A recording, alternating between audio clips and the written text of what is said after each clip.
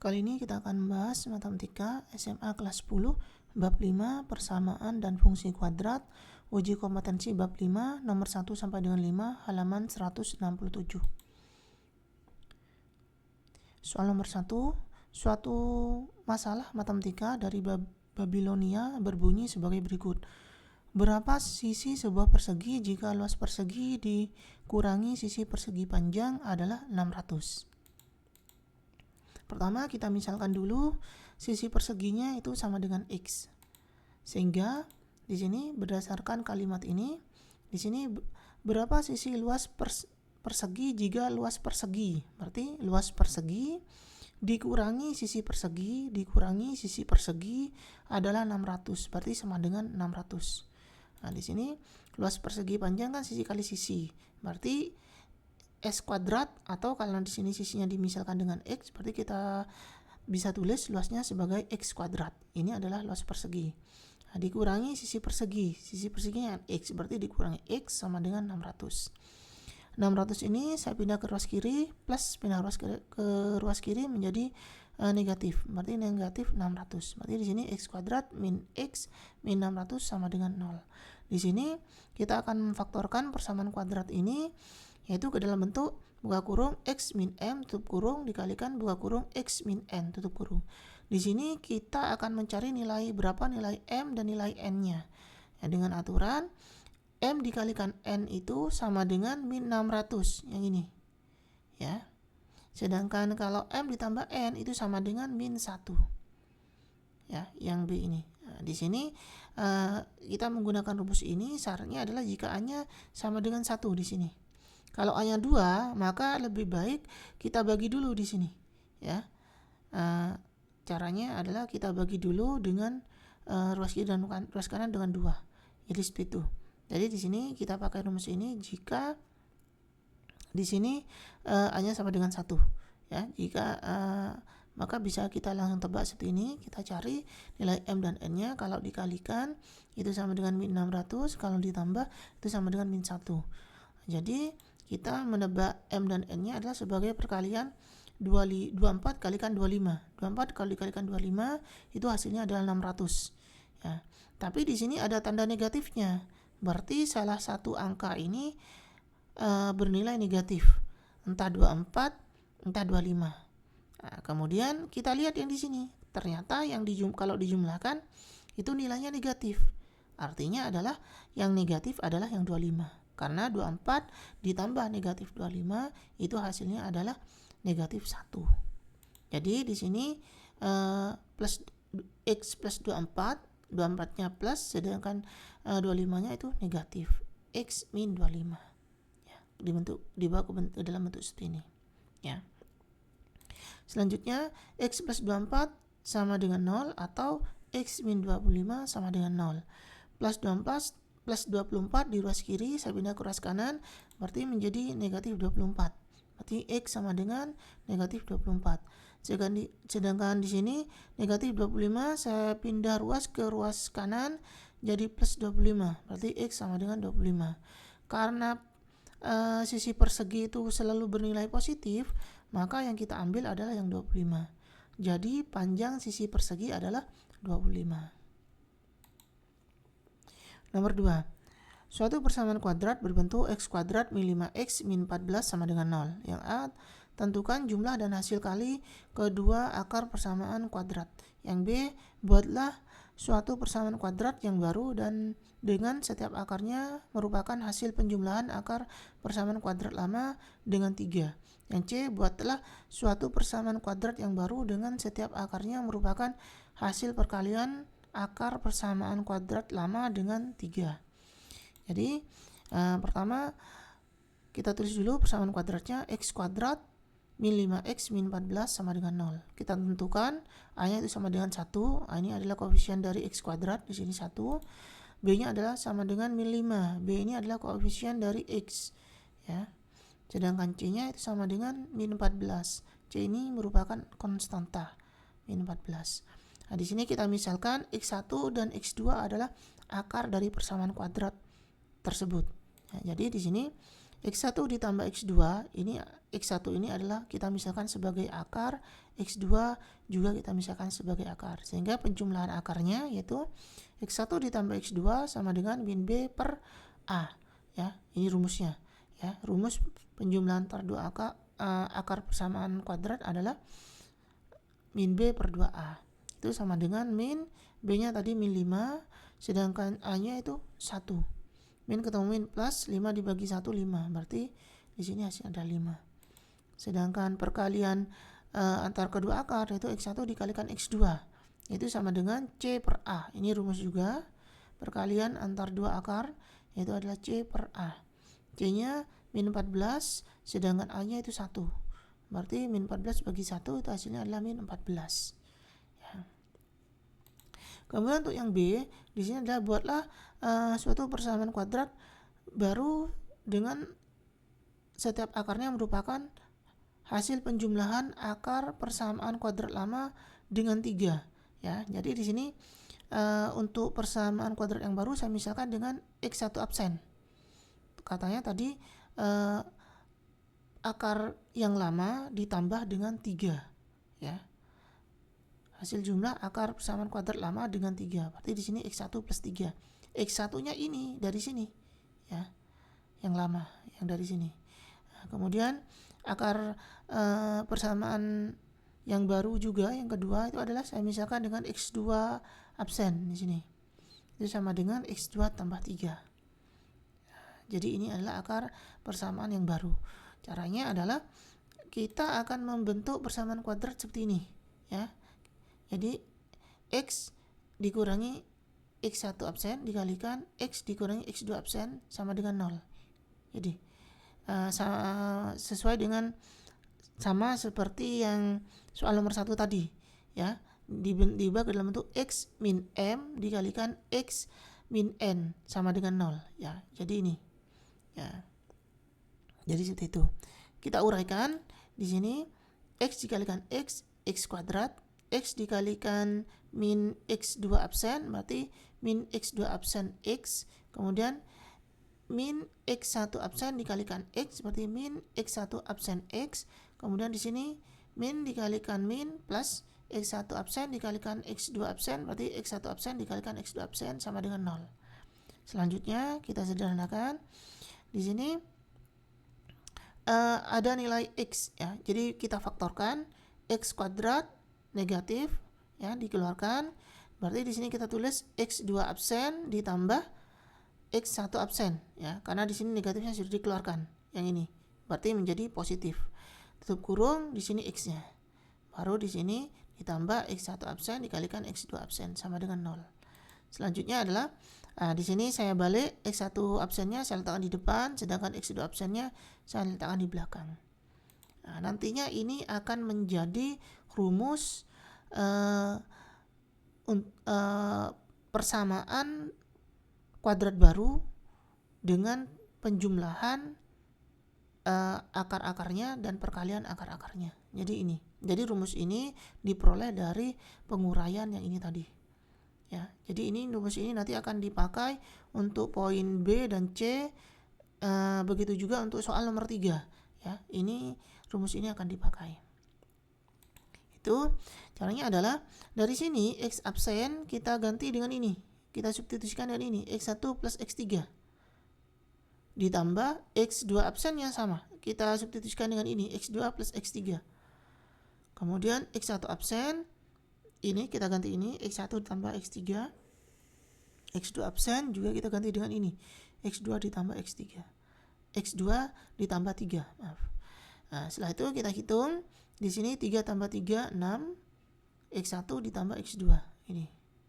Sedangkan di sini tinggal kita kalikan X1 kalikan X2 ditambah X1 dikalikan X3 berarti 3X1 ditambah 3 dikalikan X2 berarti tambah 3X2, 3 kali 3 berarti 9. Ya, selanjutnya di sini 3 ini bisa kita faktorkan, bisa kita keluarkan sehingga menjadi 3 dikalikan buka kurung X1 ditambah X2 tutup kurung. Nah, jadi kita dapat ini, ya. Nantinya kita substitusikan dengan ini. yang penjumlahan X1 plus X2 kita substitusikan dengan yang ini. Jadi ini nanti kita ganti yang penjumlahan dengan ini, dengan 5. Sedangkan yang perkalian X1 kali X2, yang ini, yang perkalian yang ini, kita substitusikan dengan yang ini. X1 kali X2 yaitu min 14. Ya. Jadi di sini X1 tambah X2 itu kita ganti dengan 5. Ini 5. Ditambah 6. Kemudian yang perkalian X1 kali X2 ini kita ganti dengan negatif 14. Ini negatif 14. Ditambah 3 dikalikan penjumlahan X1 tambah X2 5. Ditambah 9. Tinggal kita hitung. Di sini 5 ditambah 6 11 berarti negatif 11. Kemudian yang ini kita hitung 3 kali 5 berarti 15 ya, ditambah negatif 14 berarti plus 1. Plus 1 ditambah 9 berarti 10. Berarti X kuadrat min 11X plus 10 sama dengan 0. Ini adalah hasil akhirnya. Jadi persamaan kuadrat yang baru adalah X kuadrat min 11X plus 10 sama dengan 0. Yang ini. Yang C caranya juga sama. Di sini X1 double absennya ya, untuk membedakan dengan yang B. Jadi di sini saya tulis sebagai double absen. X1 double absen sama dengan 3 dikalikan X1 ya. Sedangkan X2 double absen itu sama dengan 3 dikalikan X2. Karena yang diminta yang C itu adalah perkalian akar yang lama dengan 3 ya. Ya, kalau tadi yang B penjumlahan akar yang lama dengan 3, kalau di sini perkalian akar yang lama dengan 3. Berarti 3 dikalikan X1 untuk X1 absennya, X1 double absennya, dan X2 double absen yaitu 3 dikalikan X2. Sekali lagi ya, ini saya tulis double absen untuk membedakan dengan yang B. Kalau yang B kan saya tulis absen. Berarti yang C untuk membedakan saya tulis double absen. Yang baru itu saya tulis absennya ini ada 2. Sehingga langsung kita pakai rumus yang ini ya, yang persamaan kuadrat jika diketahui jumlah akar-akarnya dan perkalian akar-akarnya. Jadi kita pakai ini. Sehingga di sini X1 double absen kita ganti dengan 3X1. X2 double absen kita ganti dengan 3X2. Sedangkan di sini juga sama, X1 double absen kita ganti dengan 3X1, X2 double absen kita ganti dengan 3X2. Setelah itu di sini 3 kita faktorkan ya, sehingga menjadi 3 dikalikan buka kurung X1 ditambah X2 tutup kurung. Ini kan ini sama-sama 3, jadi kita keluarkan. Kemudian di sini 3 kali 3 itu 9 ya. Nah, saya letakkan di depan, dikalikan X1 dikalikan X2. Nah, di sini bentuknya penjumlahan X1 ditambah X2, dan di sini perkalian X1 dikalikan X2. Berarti kita ganti dengan yang ada di poin A tadi, yang sudah kita cari tadi. X1 dikalikan X2-nya itu 5, sedangkan X1 dikalikan X2-nya itu tadi min 14. Jadi tinggal hitung, 3 dikalikan 5, 15, ada minnya berarti negatif 15. Kemudian 9 dikalikan min 14 berarti negatif 126. Berarti ini adalah hasil akhirnya. Jadi persamaan kuadrat yang baru adalah X kuadrat min 15X min 126 sama dengan 0. Jadi ini jawabannya. Kemudian soal nomor 3. Suatu persamaan kuadrat berbentuk 2x kuadrat min 7x min 6 sama dengan 0. Yang A, tentukan jumlah dan hasil perkalian kedua akar persamaan kuadrat. Yang B, buatlah suatu persamaan kuadrat yang baru dengan setiap akarnya merupakan hasil penjumlahan akar persamaan kuadrat lama dengan setengah. Yang C, buatlah suatu persamaan kuadrat yang baru dengan setiap akarnya merupakan hasil perkalian akar persamaan kuadrat lama dengan setengah. Caranya juga sama, persis dengan nomor 2. Itu kita cari dulu ABC-nya. Itu di sini A sama dengan 2. A itu adalah koefisien dari X kuadrat. Berarti di sini 2. B-nya itu sama dengan min 7. B itu adalah koefisien dari X. Di sini min 7. Sedangkan C-nya itu sama dengan min 6. Di sini C itu adalah konstanta. Sehingga sama dengan yang poin kedua, kita misalkan X1 dan X2 adalah akar dari persamaan kuadrat ini. Ya, sehingga X1 tambah X2 sama dengan rumusnya min B per A. Berarti B-nya itu min 7, berarti kita ganti dengan min 7. Sedangkan A-nya di sini 2, kita ganti dengan 2. Min ketemu min plus, berarti di sini jawabannya adalah 7 per 2. Berarti X1 tambah X2 itu sama dengan 7 per 2. Kemudian perkalian akar-akarnya, X1 dikalikan X2 itu sama dengan C per A. C-nya itu negatif 6 dibagi A-nya itu 2. Min 6 dibagi 2 berarti hasilnya adalah min 3. Kemudian yang B, saya misalkan akar-akar persamaan yang baru itu adalah X1 absen dan X2 absen. Berarti X1 absennya itu sama dengan X1 ditambah setengah. Di sini hasil penjumlahan, berarti harus dijumlahkan di sini. Akar persamaan kuadrat lama, berarti X1 yang lama, dengan setengah, berarti dijumlahkan dengan setengah ini. Sedangkan X2-nya juga sama, X2 absen sama dengan X2 ditambah setengah. Akar yang lama ditambah setengah. X2 absen ini adalah akar yang baru. Sehingga caranya juga sama, kita mulai dari ini. Dari persamaan kuadrat, rumus persamaan kuadrat jika yang diketahui penjumlahan akar-akarnya dan perkalian akar-akarnya. Nah, jadi di sini ini rumusnya, kemudian kita substitusikan X1 absennya ini dengan X1 ditambah setengah. X1 ditambah X setengah ini. Sedangkan X2 absennya kita substitusikan dengan X2 plus setengah. Sini plus X2 setengah. Selanjutnya di sini X1 absen. Ini juga kita ganti dengan X1 ditambah setengah. Itu tambah setengah dikalikan X2 absen. Berarti dikalikan buka kurung ini X2 plus setengah. X2 plus setengah. Selanjutnya tinggal kita hitung. Setengah tambah setengah itu 1. X1 tambah X2. Ini. Selanjutnya di sini X1 dikalikan X2, berarti X1 dikalikan X2 ditambah X1 dikalikan setengah, berarti tambah setengah X1 plus setengah dikalikan X2, berarti setengah dikali X2 plus setengah dikalikan setengah, berarti plus seperempat. Selanjutnya di sini ada setengah, di sini ada setengah, jadi bisa kita faktorkan, kita keluarkan menjadi setengah dikalikan buka kurung X1 ditambah X2 tutup kurung. Nah, di sini bentuknya sudah berbentuk penjumlahan dan perkalian kuadrat lama yang ini. Jadi di sini X1 plus X2 nanti kita gantikan dengan yang ini. Yaitu kita ganti dengan 7 per 2. Begitu juga yang ini, yang penjumlahan. Kita ganti dengan 7 per 2. Sedangkan yang perkalian kita ganti dengan min 3 di sini. Jadi kita ganti di sini X1 plus X2 kita ganti dengan 7 per 2 di sini. Sedangkan yang perkalian X1 kali X2 kita ganti dengan ini, min 3. Tambah setengah, kemudian X1 tambah X2 kita ganti dengan ini, 7 per 2. Selanjutnya tinggal kita hitung. Di sini 1 kita samakan penyebutnya kedua, berarti dikalikan 2 per 2. 1 kalikan 2 per 2 hasilnya adalah 2 per 2. Begitu juga dengan ini. Kita samakan penyebutnya ke dalam 4. Karena di sini setengah dikalikan 7 per 2 hasilnya ada 7 per 4. Ini 1 per 4. Berarti penyebutnya kita samakan ke 4. Berarti min 3 kita kalikan dengan 4 per 4. Menjadi min 12 per 4. Sehingga kalau kita hitung tadi ya.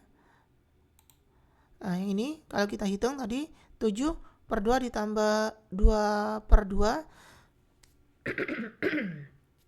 hasilnya adalah di sini 9 per 2. Sedangkan di sini min 12 ditambah 7 ditambah 1 itu hasilnya adalah negatif 4. Berarti min 4 per 4. Ya. Di sini min 4 per 4.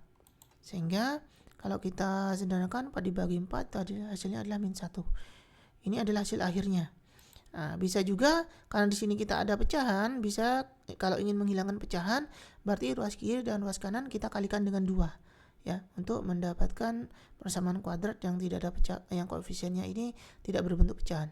Jadi kalau kita kalikan 2, berarti di sini menjadi 2 dikalikan x kuadrat menjadi 2x kuadrat. 2 dikalikan min 9 per 2x menjadi min 9x. 2 dikalikan min 1 berarti menjadi min 2. Kemudian 2 dikalikan 0 tetap 0 ya. Jadi ini adalah hasil dari persamaan kuadrat yang baru, ya. Jadi persamaan kuadrat yang baru adalah 2x kuadrat min 9x min 2 sama dengan 0. Kemudian yang C itu persamaan kuadrat barunya itu adalah hasil kali persamaan kuadrat lama dengan setengah. Berarti setengah dikalikan akar yang lama. Berarti sehingga di sini saya tuliskan x1 double absen sama dengan setengah dikalikan x1. x2 double absen itu sama dengan setengah dikalikan x2. Sehingga langsung kita pakai rumusnya, persamaan kuadrat jika diketahui penjumlahan akar-akar dan perkalian akar-akarnya. Sehingga di sini kita substitusikan x1 double absen kita ganti dengan setengah x1, x2 double absen kita ganti dengan setengah x2, x1 double absen kita ganti dengan setengah x1, x2 double absen kita ganti dengan setengah x2. Kita hitung, di sini setengahnya bisa kita keluarkan. Berarti kita tulis sebagai setengah dikalikan buka kurung x1 ditambah x2 tutup kurung. Sedangkan di sini setengah dikalikan setengah itu seperempat. Berarti seperempat dikalikan x1 dikalikan x2. Nah, di sini bentuknya sudah perkalian dan penjumlahan dan perkalian akar yang lama. Jadi tinggal kita substitusikan. Ini diperoleh dari poin A tadi, ya. X1 ditambah X2 di poin A itu hasilnya adalah 7/2. Sedangkan X1 dikalikan X2 di poin A itu hasilnya adalah min 3. Tinggal kita hitung. Setengah dikalikan 7/2 berarti 7/4. Kemudian 1/4 dikalikan min 3 berarti min 3/4. Jadi ini hasilnya X kuadrat min 7/4 X min 3/4 sama dengan 0. Kalau misalkan kita jadikan ke dalam persamaan kuadrat yang koefisiennya tidak berbentuk pecahan, berarti ruas kiri dan ruas kanan tinggal kita kalikan 4. Sehingga menjadi 4 dikalikan x kuadrat menjadi 4x kuadrat, 4 dikalikan negatif 7/4x berarti menjadi min 7/4 min 7x, min 3/4 dikalikan 4 berarti menjadi min 3. 0 dikalikan 4 sama dengan 0, tetap 0, ya. Jadi ini adalah akar persamaan yang baru. Jadi persamaan kuadrat yang baru adalah bukan akar tapi persamaan. Menjadi persamaan kuadrat yang baru adalah 4x kuadrat min 7x min 3 sama dengan 0. Ini jawabannya. Kemudian perhatikan gambar di bawah ini. Apakah bola basket akan masuk ke dalam basket atau ring? Jelaskan jawabanmu. Nah, di sini untuk mempermudah menghitung, ya, jadi saya buat kotak baru di mana fokusnya adalah pada titik puncak ini, pada bola basket tertinggi atau titik puncak atau titik maksimumnya. Nah, di sini sehingga ini merupakan sumbu simetris. Yang warna hijau ini adalah sumbu simetrisnya. Artinya apa? Artinya dari sini pelemparan bola basket yang sebelah kanan ini bisa kita cerminkan ke bola basket yang sebelah kiri, atau sebelah kiri ini diperoleh dari pencerminan dari yang sebelah kanan. Karena ini adalah sumbu simetris, artinya bagian kiri dan bagian kanan itu akan sama. Jadi di sini ini sama dengan ini, bisa dilihat yang ini sama dengan ini lihat. Ada di atas garis ini juga sama. Yang ini juga ada di tengah-tengah garis ini juga sama. Yang ini juga sama. Di sini sedikit ada di kiri garis, ya. Berarti pencerminan ini sedikit ada di kanan garis. Jadi seperti itu. Kemudian ini, yang ini, ini dan ini. Ternyata kalau gambarnya seperti ini itu masuk. Ya, bahkan ringnya yang ini, yang merah ini saya perbesar di sini. Ini ternyata masuk kalau gambarnya seperti ini. Kalau ingin tidak masuk, berarti ini seharusnya gambarnya lebih kedepankan sedikit. Ya, ini ringnya, ring bolanya ini ternyata masuk di sini, bisa dilihat. Ya, sekali lagi kalau berdasarkan gambar seperti ini ternyata masuk, ya, bukan tidak masuk. Buktinya ini. Atau silakan kalian buat sendiri untuk mengisi bola yang sebelah kiri ini dengan gambar yang presisi ya. Kalian gambar di buku paketnya menggunakan pensil mungkin biar nanti bisa dihapus dengan menggunakan penggaris, tapi ingat penggambarannya itu harus presisi ya, karena di sini menentukan, karena di sini jaraknya sedikit, tapi kalau di gambar seperti ini masuk, ini bukan tidak masuk ya. Berdasarkan gambar di samping dengan melihat titik puncak, ini titik puncaknya ya, dan sumbu simetris ini yang warna hijau ini ya, ini sumbu simetrisnya dari fungsi kuadrat pelemparan bola tersebut, maka bisa disimpulkan bahwa bola basket tersebut akan masuk ke dalam ring ya. Di sini ini masuk. Silakan kalian coba sendiri di buku paketnya dengan menggunakan pensil supaya nanti bisa dihapus apakah masuk atau tidak. Gunakan penggaris dan penghitungan yang presisi ya, yang benar-benar teliti, yang sama. Nanti baru bisa diketahui ini masuk atau tidak ya.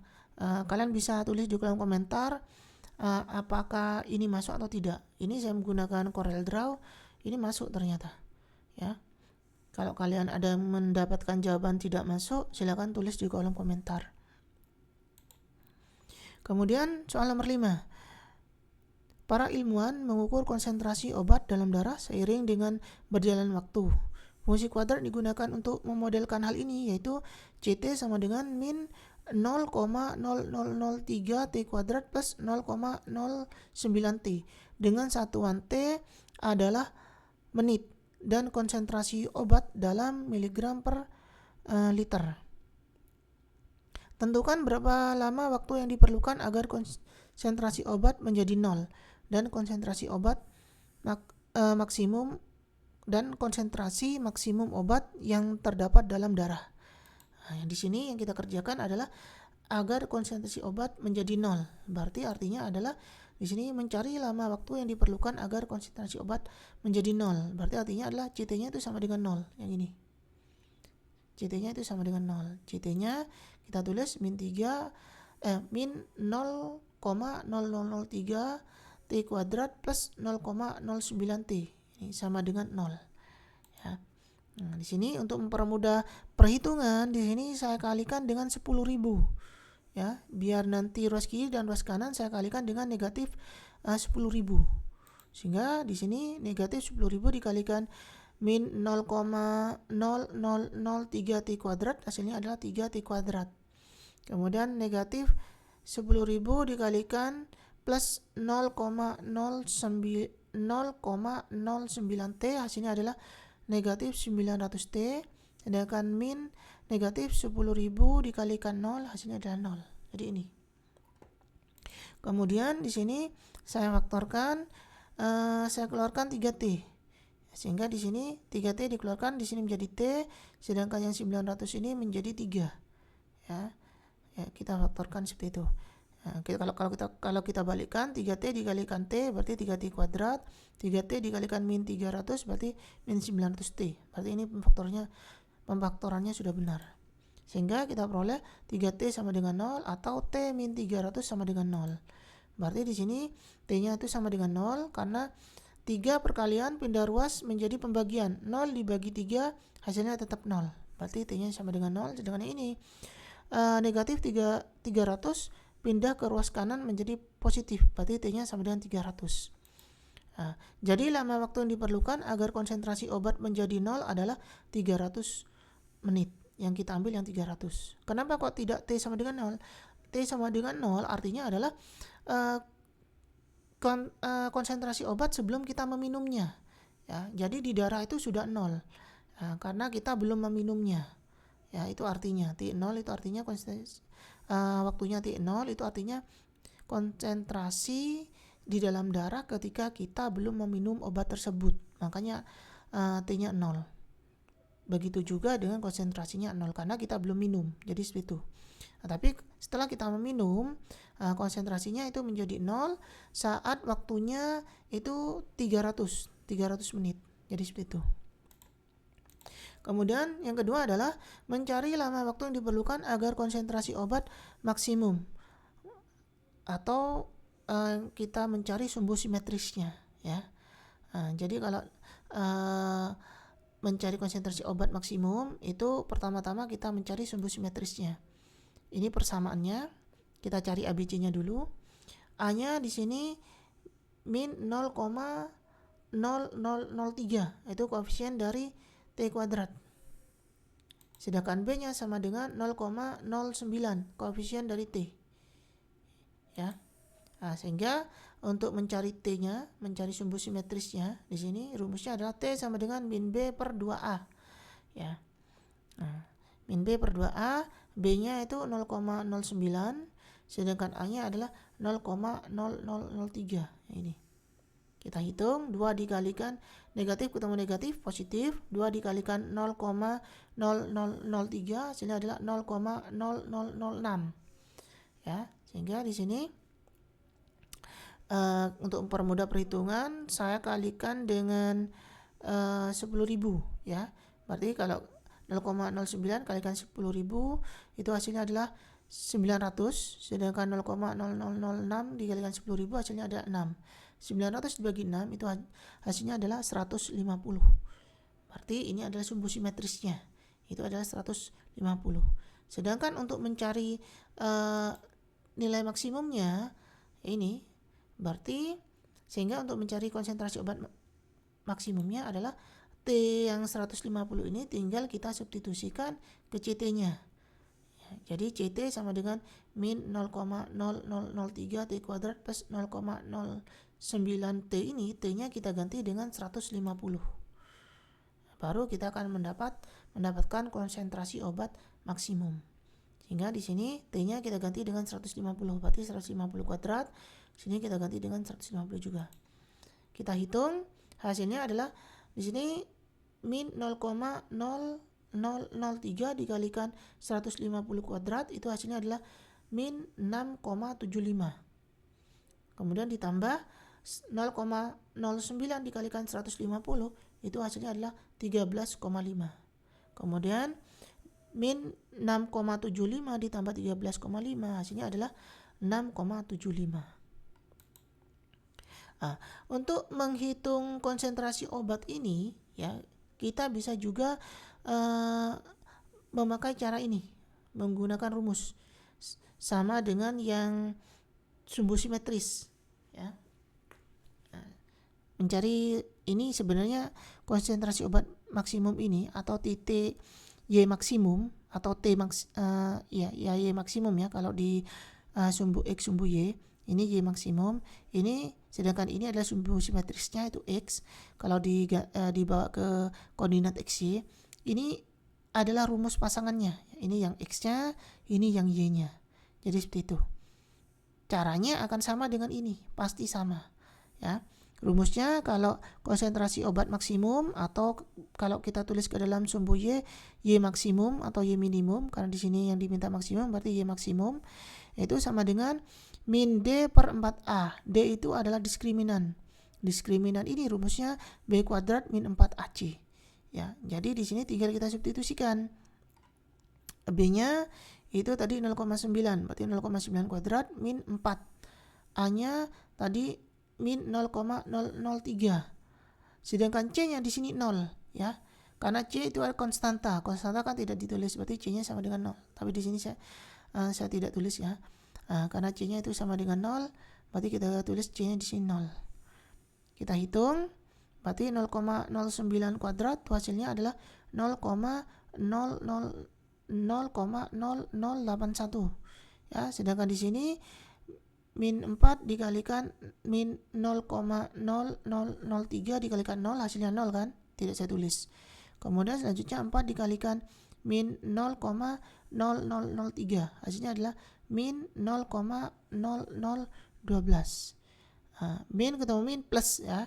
Berarti 0,0081 dibagi 0,0012 hasilnya adalah plus 6,75. Hasilnya pasti sama, ya. Jadi segitu. Jadi silakan terserah kalian mau pakai yang mana, mau memakai yang ini atau mau memakai cara substitusi seperti ini juga silakan, hasilnya pasti sama. Silakan gunakan yang menurut kalian itu lebih mudah. Jadi lama waktu yang diperoleh agar konsentrasi obat maksimum adalah 150 menit. Ini. Atau ini dikenal juga sebagai sumbu simetrisnya. Ya, dengan konsentrasi obat maksimum sebesar 6,75 mg per liter. Kalau ini yang disebut juga dengan nilai maksimumnya atau Y maksimumnya. Jadi seperti itu. Demikian pembahasan uji kompetensi bab 5 nomor 1 sampai 5 halaman 167. Jika ada pertanyaan silakan tulis di kolom komentar. Terima kasih.